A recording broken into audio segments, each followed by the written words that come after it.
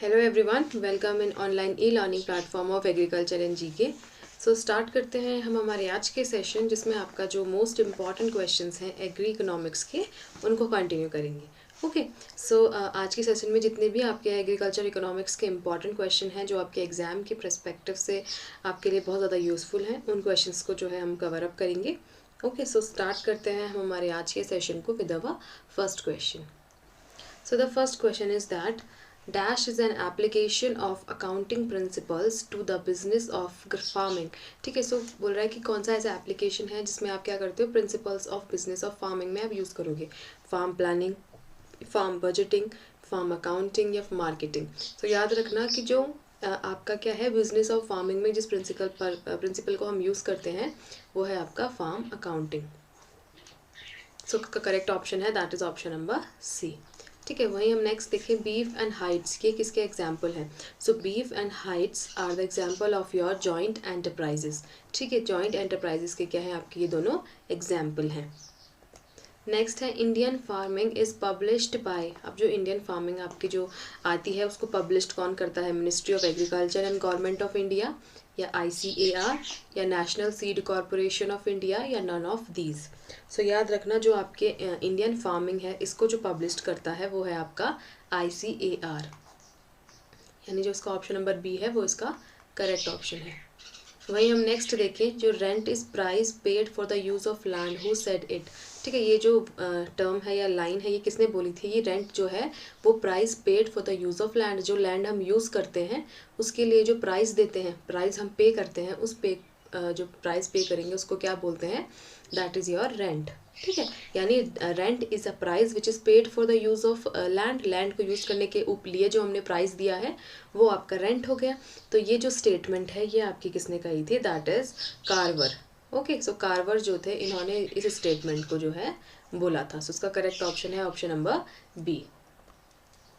Now, under free and perfect competition, there could not be any involuntary unemployment among wages earners in the labor market. This theory was established by। ठीक है, सो उन्होंने बोला ये theory किसने दी थी कि जो आपके under free and perfect competition है वहाँ पे, ठीक है, so there should not be any involuntary unemployment. वहाँ पे इनवॉलेंट्री अनएम्प्लॉयमेंट नहीं होगा अमंग्स द वेजेस अंडर, यानी जो आप जिनको वेजेस आप अर्न मतलब जो वेजेस के लिए वर्क कर रहे हैं। ठीक है, वेजेस मतलब होते हैं जो अभी आप उन्हें पे कर रहे हो। ठीक है, सो लेबर मार्केट के अंदर जब आप लेबर को जो पेमेंट देते हैं उनको वेजेस बोलते हैं। So this theory was established bye, ये जो थ्योरी थी इस थ्योरी को किसने जो है एस्टैब्लिश किया था, तो याद रखना that is professor F. Piyong ने इस थ्योरी को क्या किया था, एस्टैब्लिश किया था। Now the per capita and available in land, पर कैपिटल अवेलेबिलिटी कितनी है लैंड की अगर हम देखेंगे सो वो है आपके 1/7 hectare, that is option number D. ठीक है, जो पर कैपिटल अवेलेबिलिटी है लैंड की वो कितनी है, 1/7 हेक्टेयर है। Now a consumer spend his income according to the law of. अब जो कंज्यूमर क्या स्पेंड करता है, अपनी इनकम को स्पेंड करता है किस लॉ के according, law of marginal utility, increasing cost, equi marginal utility, या least cost. So a consumer spend his income according to the law of, किसके law of, that is your law of least cost. Okay, जो consumer अपनी इनकम को spend कर रहा है किस लॉ के according, so law of least cost के अकॉर्डिंग, वो अपनी जो भी उसकी इनकम है, ठीक है, उस इनकम को क्या करता है, स्पेंड करता है यानी खर्च करता है। Now a crop loan over that is 100,000 will require, क्या रिक्वायर होता है अगर आपने क्रॉप लोन लिया है 100,000 का, तो वो क्या रिक्वायर करेगा, equitable mortgage, registered mortgage of land, personal security, या नन ऑफ दीज। तो वो आपका है पर्सनल सिक्योरिटी का आपका वो मांगता है। ठीक है, अगर आपको इतने लोन चाहिए तो क्या रिक्वायरमेंट होती है, पर्सनल सिक्योरिटी की वहाँ पे रिक्वायरमेंट रहती है। Now a farmer having less than 1 hectare of irrigated land, कोई फार्मर है उसके पास जो लैंड है वो कैसा है, बेसिकली लेस देन 1 हेक्टेयर। ठीक है, यानी 1 हेक्टेयर से कम उसके पास लैंड है, तो वो आपके कौन सी कैटेगरी में आ जाएंगे, that is your marginal farmers. Option number B is the correct, कि ऐसे फार्मर्स जिनके पास इरिगेटेड लैंड कितना है, 1 हेक्टेयर से कम है, तो वो किसके अंडर में आ गए, that is your marginal farmers के अंडर में आ गए। A group of technical units is known as, ठीक है, जो ग्रुप है किसका, टेक्निकल यूनिट्स का जो ग्रुप है उस ग्रुप को किस नाम से जानते हैं। ठीक है, a group of technical unit is known as farm firm, plant, economic unit या all of the above. So याद रखना इम्पॉर्टेंट है, जो भी आपकी क्या होगी टेक्निकल यूनिट का जो ग्रुप होता है उसे हम क्या बोलेंगे, दैट इज योर फार्म जो है वो प्लांट बोलते हैं, ठीक है। A group of technical unit is known as plant, यानी करेक्ट ऑप्शन है option number B. Now hand market structure with a large number of films, मतलब जहाँ पे आपके बहुत सारे फिल्म्स हैं, ठीक है, बहुत सारे फिल्म्स हैं सेलिंग होमोजीनियस प्रोडक्ट, और वो एक ही प्रोडक्ट को सेल कर रहे हैं, ठीक है। बहुत सारे फिल्म्स आपके एक ही होमोजीनियस प्रोडक्ट्स की सेलिंग करते हैं, तो उस मार्केट को क्या बोलेंगे, मोनोपोली मार्केट, या फिर मोनोपोलिस्टिक कंपटीशन, परफेक्ट कंपटीशन, या नन ऑफ दीज। तो ऐसी यूनिट्स जहाँ पे आपका क्या है, सिंगल आपका एक मतलब बहुत सारे फिल्म्स हैं और सिंगल ही होमोजीनियस प्रोडक्ट को वो क्या कर रहे हैं, सेलिंग कर रहे हैं, उसको हम बोलेंगे monopoly, that is monopolistic competition. So option number B is the correct option की जो मोनोपोलिस्टिक कंपटीशन है वो आपका क्या है, जहाँ पे आपका बहुत सारे लार्ज नंबर ऑफ फिल्म्स हैं और वो सेम ही होमोजीनियस प्रोडक्ट की जो है सेलिंग कर रहे होते हैं। Now a holding which allowed to a man a chance of producing sufficient to support himself and his family in a reasonable comfort after paying his necessary expenses, ठीक है। मतलब कि एक ऐसी जहाँ पे क्या है, एक मैन है उसके पास क्या कर रहा है, वो सफिशिएंट या producing sufficient to support himself, ठीक है, वो इतना प्रोड्यूस कर ले रहा है कि वो अपना और अपनी फैमिली का क्या कर सके, अपनी फैमिली को सफिशिएंटली वो सारी चीज़ें दे सके रीजनेबल कंफर्ट में after paying his necessary expenses, ठीक है, जितने भी उसके नेसेसरी एक्सपेंसेस हैं उनको पे करने के बाद, ओके, नेसेसरी एक्सपेंसेस को पे करने के बाद, तो उसे क्या बोलते हैं, that is basic holding, optimum holding, operation holding या इकोनॉमिक होल्डिंग, ठीक है। जब वो अपने सारे ही चीज़ों को सफिशेंटली मतलब प्रोड्यूस कर रहा है अपने आप को सपोर्ट करने के लिए, अपनी फैमिली के कंफर्ट को, ठीक है, जितने भी उसके नेसेसरी एक्सपेंसेस हैं, जो भी उसकी ज़रूरतों की चीज़ें हैं, उन सब में वो अपना जो है वो अपना मतलब प्रोड्यूस कर रहा है उतना कि उतना उसका निकल जाए, तो उस चीज़ को हम क्या बोलेंगे, that is your economic holding. किस नाम से जानते हैं, इकोनॉमिक होल्डिंग के नाम से। A market in which the purchase and sale of a commodity take place at time t, ठीक है, मतलब कि किसी मार्केट में जो सेल और परचेज हो रही है किसने टाइम पर, टी टाइम पे, वो बोल रहा है but the exchange of commodity takes after t-1, लेकिन जो एक्सचेंज हो रहा है, ठीक है, उसने कहा कि किसी मार्केट में परचेज होना, ठीक है, परचेज हो रहा है और सेल हो रहा है, खरीद रहे मतलब जो आप खरीद रहे हो और बेचने वालों की, वो तो टाइम टी में हो रहा है, लेकिन जो एक्सचेंज हो रहा है यानी बदलाव वो आपके t-1 में हो रहा है, उस टाइम में हो रहा है, ठीक है, तो t-1 टाइम में हो रहा है, तो the market is known as, तो ऐसी मार्केट को हम क्या बोलेंगे, spot, cash market, forward market या जनरल मार्केट। सो ऐसी मार्केट को बोला जाता है फॉरवर्ड मार्केट, जिस मार्केट में क्या है, वो आपने देखा होगा जो सेल एंड परचेज है वो तो टाइम टी में हो रहा है, लेकिन एक्सचेंज उससे कम में हो रहा है, तो वो आपकी क्या हो गई, forward market. A statement which shows the financial condition and stability of a business at a particular point of a time is known as, ऐसी statement जो क्या शो करती है, financial condition and stability of a business, ठीक है, business की stability at a particular point, किसी particular point पे, ठीक है, एट ए पर्टिकुलर पॉइंट पे वो क्या शो कर रही है, बेसिकली एक ऐसा स्टेटमेंट कंडीशन या स्टेबिलिटी बिजनेस की जो पर्टिकुलर पॉइंट में आपको कुछ शो कर रही है, ठीक है, उस स्टेटमेंट को क्या बोलेंगे, ठीक है, n-1 स्टेटमेंट या नेट वर्थ, इसमें जो था n-1 ये नेट वर्थ है, ठीक है, net worth statement, business statement, physical efficiency measures या none of the above.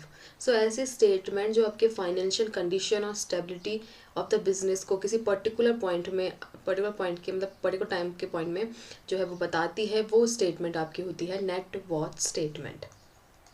Okay, so that is your option number ए, ठीक है। नेक्स्ट मैं देखती हूँ, अ टेबल इज़ अ, अब जो टेबल है वो आपका कैसा है, देखो एक मटेरियल गुड है, नॉन मटेरियल, फ्री या none of the above. So a table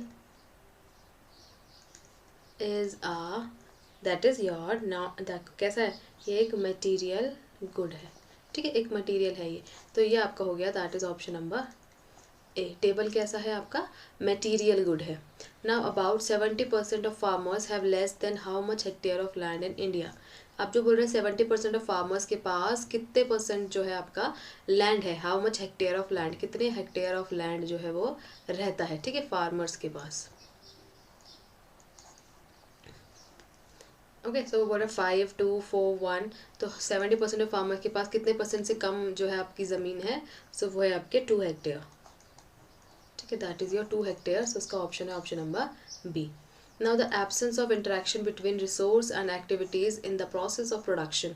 ठीक है, जो एब्सेंस है किसकी, resource and activities of in the process. ठीक है, एक ऐसी इंटरेक्शन, ठीक है, interaction between the resources and activities in the process of production. Production process में जो आपकी इंटरेक्शन हो रही है रिसोर्स एंड एक्टिविटीज़ की, उसकी एब्सेंस को हम क्या बोलेंगे, linearity, non linearity, quasi non linearity या क्वासी लिनियरिटी। सो याद रखना that is your non linearity. Okay, so absence of interaction between resources and activities in the production process में। ठीक है, इंटरेक्शन होना रिसोर्सेज और एक्टिविटीज़ का प्रोडक्शन प्रोसेस में, उसे क्या बोलते हैं, non linearity. Now the according to the directorate of marketing and inspection. ठीक है, डायरेक्टरेट और मार्केटिंग एंड इंस्पेक्शन में अगर हम देखेंगे, सो हाउ मच परसेंट में be taken average marketing margin for all surplus of food grains.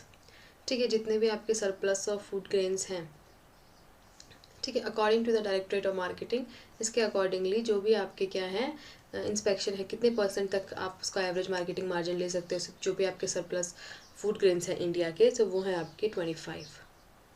ठीक है, सो करेक्ट ऑप्शन है ऑप्शन नंबर सी। ना एग्रीकल्चर डेवलपमेंट बैंक को स्पॉन्सर्ड, मतलब किस टाइम पे वो स्पॉन्सर्ड हुआ था, सो दैट इज़ योर 1965। ये क्वेश्चन आई थिंक गलत है, इसमें there is some mistake. Okay, so जो agriculture that is development, okay, so जो एग्रीकल्चरल डेवलपमेंट बैंक है, इसको जो स्पॉन्सर्ड किया था ये आपका SBI ने किया था। ठीक है, सो इसका जो करेक्ट जो आंसर है that is your state bank of India. ठीक है, वहीं हम देखेंगे जो एग्रीकल्चर कॉरपोरेशन था वो आपका किस टाइम पे स्टार्ट हुआ था, तो वो आपका था दैट इज़ 1965 के टाइम में एग्रीकल्चर कॉरपोरेशन स्टार्ट हुआ था। ठीक है, ये आपके 2 क्वेश्चन थे। नेक्स्ट मैं आपको जो है इसका करेक्ट वो दे दूँगी, याद रखना जो आपका एग्रीकल्चर डेवलपमेंट बैंक है उसको स्पॉन्सर्ड SBI ने किया था।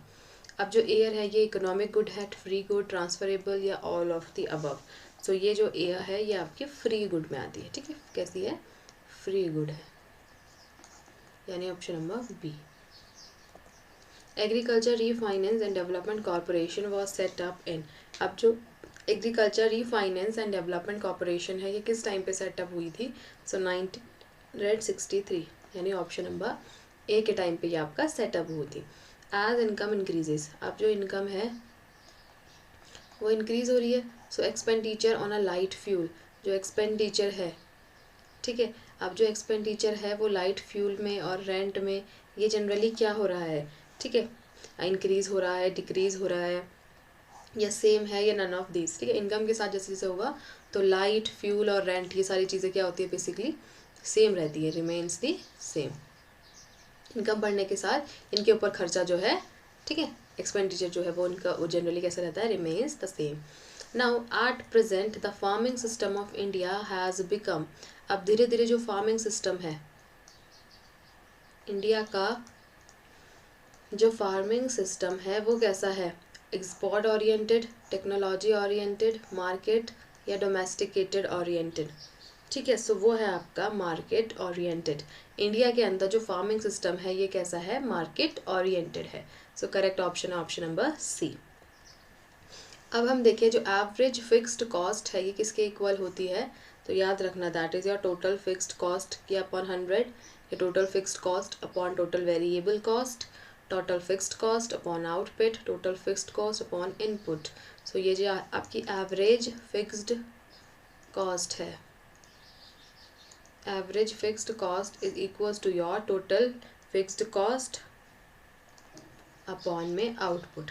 ठीक है, जितनी फिक्स्ड कॉस्ट है अपॉन आउटपुट।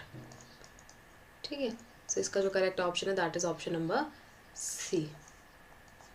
वहीं जो बेसिक फंडामेंटल लॉ है आपके एग्रीकल्चर का वो कौन सा है, लॉ ऑफ डिमिनिशिंग रिटर्न या law of equimarginal return, law of substitution या law of demand and supply. So basic जो लॉ है एग्रीकल्चर का, बेसिक फंडामेंटल लॉ है जो एग्रीकल्चर का वो है law of your equimarginal, that is law of diminishing return. ठीक है, option number A. Diminishing return जो है ये आपका जो बेसिक लॉ है किसका, एग्रीकल्चर का, वो रहता है।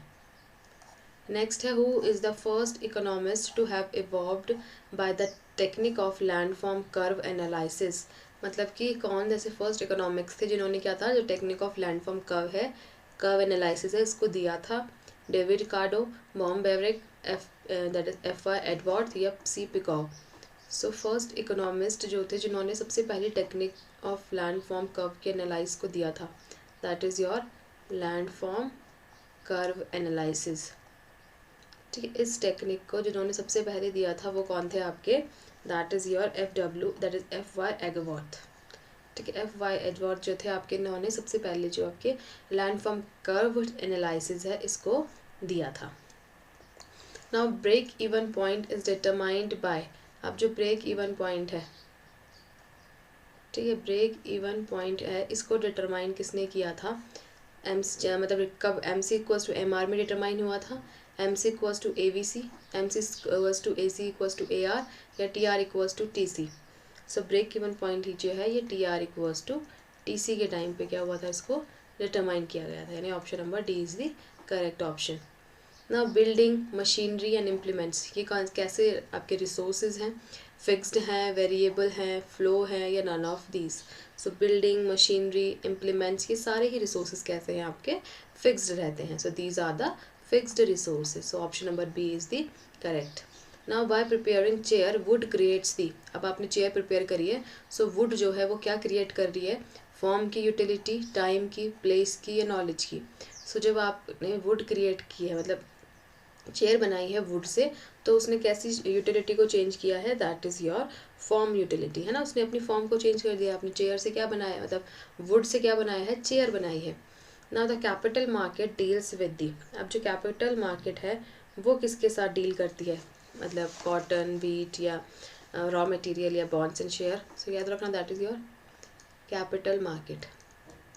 सो कैपिटल मार्केट जो है ये आपके बॉन्ड्स एंड शेयर्स के साथ डील करेगी। ठीक है, जो सेंट्रल कोऑपरेटिव बैंक ऑपरेट्स करते हैं नॉर्मली किस लेवल पे करते हैं, डिस्ट्रिक्ट, विलेज, नेशनल, या नन ऑफ दीज। जो सेंट्रल कोऑपरेटिव बैंक है, central cooperative bank operates at your district level. ठीक है, डिस्ट्रिक्ट लेवल पे सेंट्रल कोऑपरेटिव बैंक जो है आपके वो ऑपरेट करेंगे। जो central government finance RRBs to the extent of, central government कितना फाइनेंस करती है RRBs को, 15%, 50%, 40%, 17%, तो वो है आपके 50%। ओके, तो करेक्ट ऑप्शन है that is option number B. Now the chairman of the planning commission is, अब प्लानिंग कमीशन का चेयरमैन कौन होता है, सो वो होते हैं आपके प्राइम मिनिस्टर। ठीक है, जो प्लानिंग कमीशन आया था ये नीति आयोग जो है आया है, मतलब पहले प्लानिंग कमीशन रहता था, उसकी जगह पे क्या आ गया है, नीति आयोग आ गया है। प्लानिंग कमीशन के जो चेयरमैन होते थे वो हमेशा प्राइम मिनिस्टर होते थे। नेक्स्ट है आपका जो कमांड एरिया डेवलपमेंट प्रोग्राम है, ये किस टाइम पे आया था, दैट इज़ योर 1974, 62, 67, 69। तो 1974 के टाइम में जो है आपका that is your command area programme जो है आपका आया था। नेक्स्ट अगर हम देखें, commodity market deals with the, commodity market किसके साथ डील करती है, बॉन्ड्स, शेयर, वीट, या नन ऑफ दीज। सो वो है आपकी कम्युनिटी मार्केट, आपकी जो वीट है। ठीक है, बॉन्ड्स एंड शेयर के साथ जो कैपिटलिस्टिक मार्केट है वो डील करेगी, कमोडिटी मार्केट आपकी जो है वो वीट के साथ डील करेगी। नेक्स्ट है cooperative farming, collective farming, capitalistic farming, state farming, peasant farming, ये सारे ही क्या है, टाइप्स ऑफ फार्मिंग सिस्टम है, फार्मिंग है, या both of these and none of these। so सारे ही आपके क्या हैं, these are the types of farming system, farming system के ये टाइप होते हैं।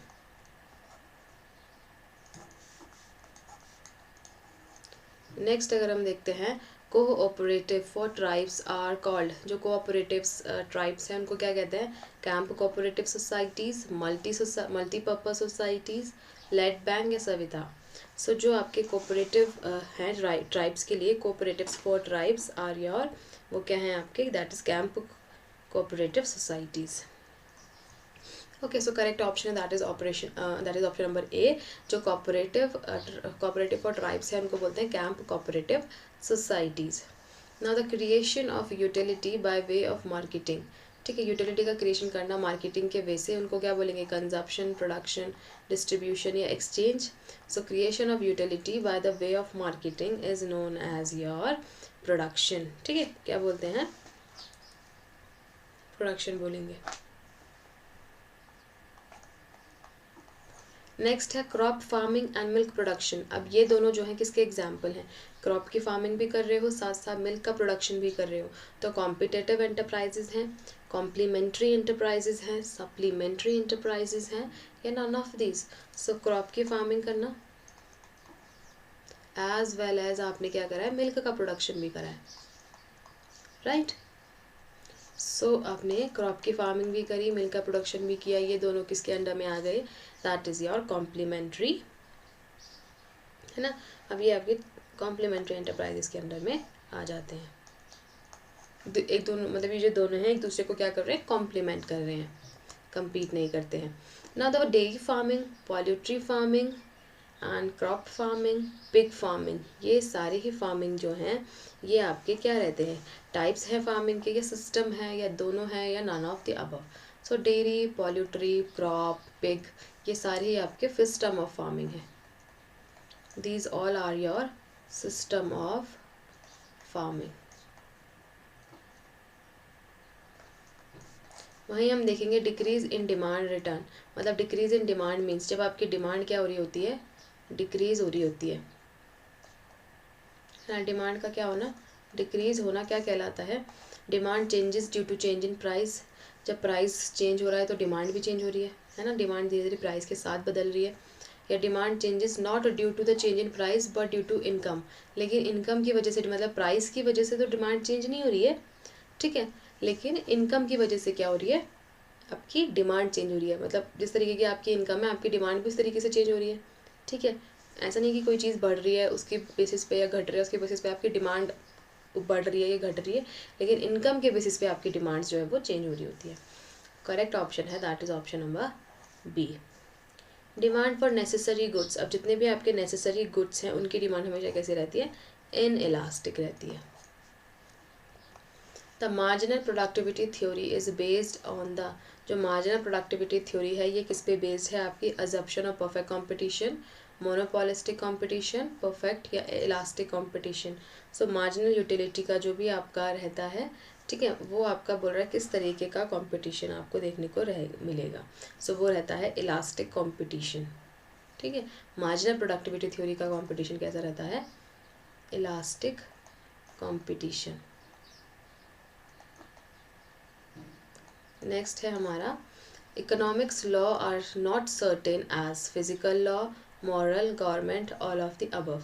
सो इकोनॉमिक्स लॉ जो है वो कैसा सर्टेन नहीं है? फिजिकल लॉ, मॉरल या गवर्नमेंट। सो वो आपका फिजिकल लॉ, ठीक है, यानी ऑप्शन नंबर ए।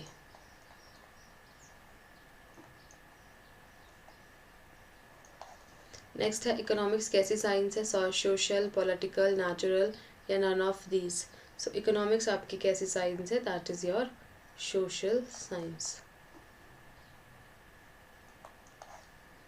यानी ऑप्शन नंबर ए जो है इसका करेक्ट है। नेक्स्ट है इकोनॉमिक्स क्या है? आर्ट है, साइंस है, साइंस एंड आर्ट या नन ऑफ दीज।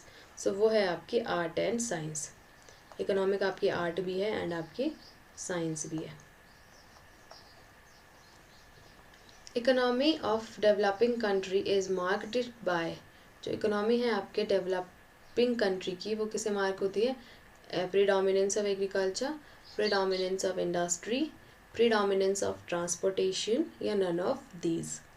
सो जो आपकी डेवलपिंग कंट्री की इकोनॉमी है वो कैसी आएगी? That is predominance of your agriculture, यानी ऑप्शन नंबर ए जो है इसका करेक्ट है। Now the enterprise budgeting deals with the input output relationship of. अब जो एंटरप्राइज बजटिंग है ये किसके साथ डील करता है?